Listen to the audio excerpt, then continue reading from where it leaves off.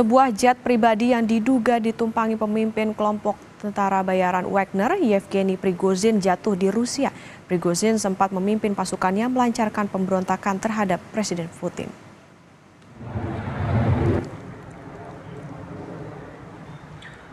Пиздец, это беспилотник.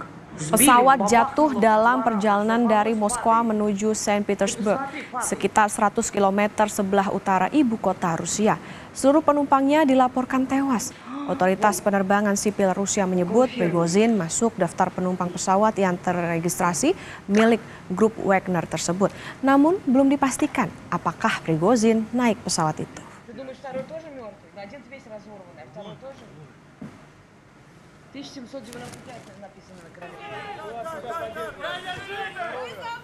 Juni lalu, saudara, bos tentara bayaran Wagner, Yevgeny Prigozhin, memimpin pemberontakan bersenjata terhadap Kremlin karena kecewa dengan Kementerian Pertahanan yang ia anggap mismanajemen dan tidak menyediakan cukup senjata untuk pasukannya di Ukraina. Setelah mendapat jaminan tak akan disanksi oleh Presiden Putin, Prigozhin dan kelompoknya pindah ke Belarusia. Sebelum memberontak, ia dikenal sebagai orang dekat Putin dan pendukung perang di Ukraina. Бесполезные и неоправданные.